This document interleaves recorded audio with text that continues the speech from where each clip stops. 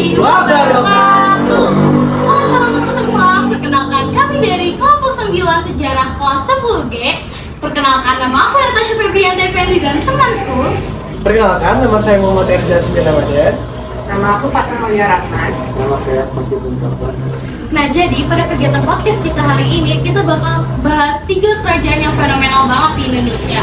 Salah satunya itu ada Kerajaan Buleleng, di mana kita tuh akan kupas tuntas dari lokasinya di mana, peta lokasinya itu kayak gimana, corak kerajaannya, masa kejayaan, kemunduran dan alasannya. Terus kita juga bakal bahas siapa sih pendiri Kerajaan Buleleng ini. Nah, oke, jadi tetap stay tune ya sama kita.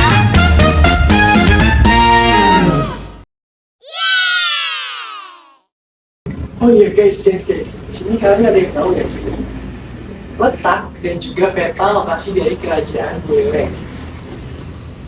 Nah, kalau yang gue tahu itu letaknya itu di Pulau Bali, terutama di Bali bagian utara.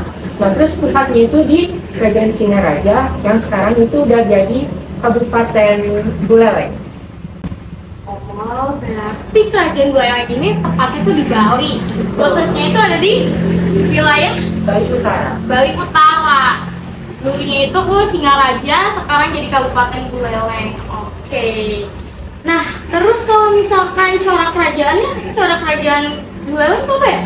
Nah, jadi corak kerajaan dari Kerajaan Buleleng itu, Kerajaan Buleleng masih sepenuhnya menggunakan corak kerajaan Hindu. Kira-kira kamu tahu nggak pendiri kerajaan itu siapa? Tentu banget kamu tahu dong.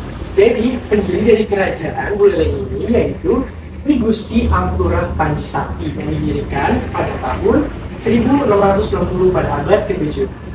Oke, berarti abad ke-7, sekitaran 1660 Masehi. Nah, menurut blog yang aku baca nih, ini juga ada masa kejayaan dari Kerajaan Buleleng sama ada masa kemunduran Kerajaan Buleleng dan alasannya. Kalau dari blog yang aku baca, masa kejayaan Kerajaan Buleleng itu mencapai puncaknya pada masa pemerintahan I Gusti Anglurah Panji Sakti, yaitu pendirinya sendiri, di mana ketika I Gusti Anglurah Panji Sakti ini bisa meluaskan wilayah kekuasaannya hingga ke Brambangan, Jawa Timur. Sedangkan masa kemunduran Kerajaan Buleleng ini dimulai ketika mereka mengalami invasi Belanda pada tahun 1846 sampai dengan 1849, di mana invasi ini tuh menyebabkan kerajaan ini kehilangan kedaulatannya.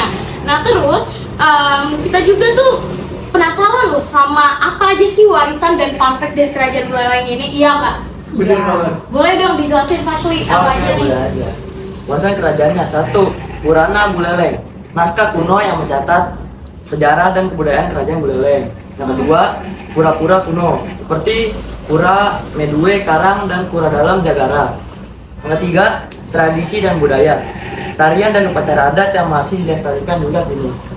Dan fun fact-nya mengenai Kerajaan Buleleng. 1. Gusti Anglurah Panji Sakti dikenal sebagai raja yang memiliki kesaktian dan dianggap sebagai tokoh legendaris dalam sejarah Bali. Yang kedua, Kerajaan Buleleng menjadi salah satu kerajaan Bali yang paling gigih melawan penjajahan Belanda. Oke, menarik banget sih fakta-fakta menarik dari Kerajaan Buleleng, ya nggak? Wah, wajib banget kita kupas tuntas nih. By the way, itu tuh udah paling akhir gak sih hal yang mau kita bahas tentang Kerajaan Buleleng? Karena masih ada 2 kerajaan lagi nih yang wajib kita bahas. Kira-kira ada kerajaan apa aja tuh? Kalau setahu aku sih itu kita membahas tulang Bawang, yes, Kerajaan Tulang Bawang. Nah, jadi tadi tuh kita udah selesai bahas tentang Kerajaan Buleleng ya. Mulai dari lokasinya, peta lokasinya, pendirinya, masa kejayaannya, masa kemundurannya, warisannya, corak kerajaannya, bahkan sampai fun fact tentang Kerajaan Buleleng. Terus sekarang kita mau lanjut nih buat bahas Kerajaan Tulang Bawang, dimana kita juga bakal bahas hal yang sama persis kayak kita bahas di Kerajaan Buleleng. Buat lokasi sama peta lokasinya bakal dibantu dijelaskan oleh Fatan. Nah, kira-kira apa sih yang kamu ketahui tentang lokasi Kerajaan Tulang Bawang ini? Oke. Menurut blog yang aku baca itu, letaknya itu ada di Provinsi Lampung, tepatnya di sekitar daerah Tulang Bawang Barat dan Tulang Bawang Timur. Tulang Bawang Barat, Tulang Bawang Timur, kira-kira di mana tuh? Di Lampung dong. Oh, di Lampung. Jadi kalau misalkan tadi kamu bilang tuh Kerajaan Tulang Bawang ada di letaknya itu ada di Lampung, berarti corak kerajaannya itu Hindu atau Buddha? Ini aku mau jawab ya. Oke. Jadi dari blog yang aku baca, untuk corak kerajaan tulang bawang ini menggunakan corak Hindu. Berarti dari kerajaan Buleleng sampai kerajaan Tulang Bawang mereka tuh masih ngikutin corak kerajaan Hindu. Benar banget. Tapi kalau gitu kira-kira siapa ya pendiri kerajaan Tulang Bawang? Karena kan tadi kan kalau misalnya kerajaan Buleleng itu kan I Gusti Angluh Panjisakti kan. Iya. Nah kalau Tulang Bawang itu siapa? Kalau belum ada info pasti mengenai kerajaan tulang bawang itu diberikan nama oleh siapa. Tetapi raja pertama pada kerajaan tulang bawang ini yaitu Raja Melanau pada abad keempat. Oke, pendirinya Raja Melanau. Nah, karena gue udah tahu nih tentang siapa raja pertamanya, terus lokasinya di mana, gue mau bantu jelasin tentang masa kejayaan Tulang Bawang. Jadi, masa kejayaannya itu mencapai ketika abad ke-7 hingga ke abad 8, di mana wilayahnya itu menjadi pusat perdagangan rempah-rempah. Jadi, kerajaan Tulang Bawang ini di Lampung itu tuh nyampe di masa puncak kejayaannya itu ketika wilayah mereka itu jadi pusat perdagangan rempah-rempah, di mana kedaulatannya otomatis makin naik dong, kekayaannya, ekonominya makin stabil. Nah, tapi gak cuma sampai di situ aja. Kerajaan Tulang Bawang ini juga masuk ke masa kemunduran, di mana kerajaan Tulang Bawang mengalami kemunduran pada abad ke-9. Kemungkinan karena pergeseran pusat perdagangan dan konflik internal. Jadi gitu teman-teman. Udah kayak gitu, adalah alasan kerajaan Buleleng ini mengalami kemunduran. Pertama, karena pergeseran rute perdagangan yang mengurangi peran Tulang Bawang sebagai pusat ekonomi. Lalu yang kedua, ada konflik internal dan serangan dari kerajaan lain. Kira-kira warisan kerajaan apa aja ya yang ditinggalin sama kerajaan Tulang Bawang? Terus ada fun fact apa sih tentang kerajaan Tulang Bawang? Oke. Yang saya baca itu warisan kerajaan Parasti Palas Pasema. Prasasti yang ditemukan di Lampung Selatan menunjukkan pengaruh kerajaan Tulang Bawang.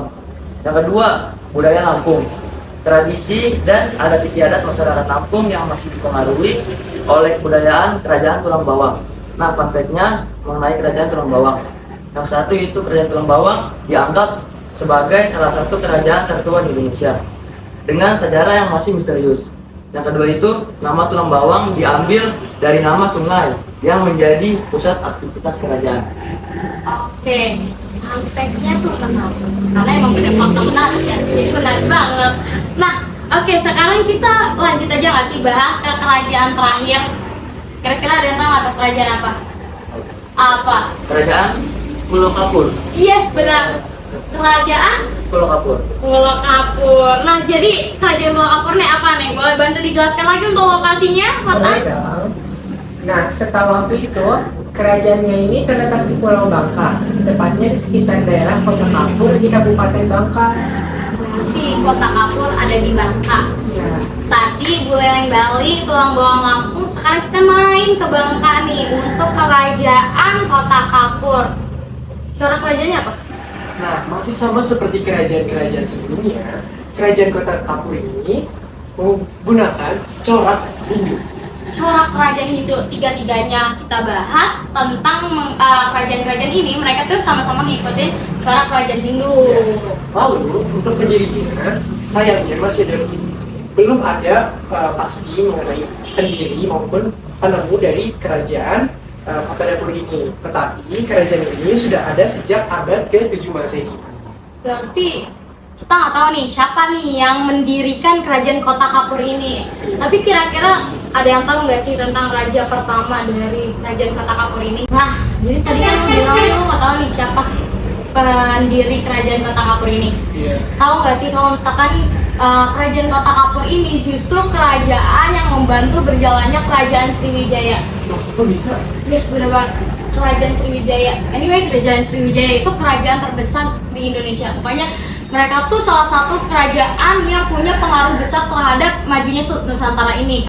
Nah, terus awal mulanya ditemukan prasasti Kota Kapur 1 ini karena kerajaan Kota Kapur itu kan awalnya tadi yang gue bilang kan, mereka tuh ngebantu berjalannya kedaulatan kerajaan Sriwijaya. Tapi entah karena satu hal, mereka akhirnya melakukan bentuk perlawanan kepada kerajaan Sriwijaya, yang pada akhirnya kerajaan Sriwijaya itu mengutuk kerajaan Kota Kapur ini. Jadi kerajaan Kota Kapur itu ya udah jadi kerajaan kecil dan prasastinya ditemukan, yaitu prasasti Kota Kapur 1. Jadi sampai sekarang juga kita nggak tahu nih pendirinya siapa. Jadi dari hal yang barusan Raja jelasin, gue bisa simpulin nih. Jadi masa kejayaannya itu, masa kejayaan Kota Kapur ini, kerajaan Kota Kapur ini terjadi di antara abad ke-7 sampai abad ke-8, di mana kerajaan Kota Kapur ini jadi pusat perdagangan dan juga pusat pelayaran.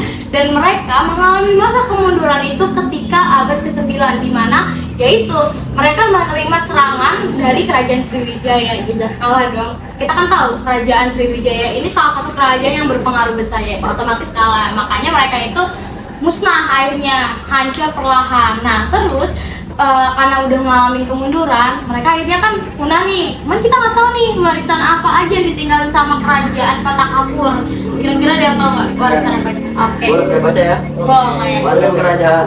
1. Prasasti Kota Kapur. Prasasti yang ditemukan di Kota Kapur mencatat keberadaan kerajaan ini dan hubungannya dengan kerajaan Sriwijaya. Oke. Yang kedua, Iya. terus habis itu fun fact-nya yaitu mengenai kerajaan Kota Kapur. 1. Prasasti Kota Kapur merupakan salah satu bukti tertulis tertua tentang sejarah kerajaan di Indonesia. Yang kedua, kerajaan Kota Kapur memiliki hubungan erat dengan kerajaan Sriwijaya yang menjadi salah satu kerajaan terbesar di Nusantara. Oh, kan bener kan apa yang gue bilang? Ternyata benar ya. Kalau misalnya Sriwijaya ini ada kaitannya sama kerajaan Kota Kapur, dan kerajaan Sriwijaya kerajaan terbesar di Nusantara. Oke teman-teman. Jadi kalau misalkan kalian suka sama pembahasan kita kali ini, jangan lupa Like, Komen, Share. dan see you next time. Bye. bye.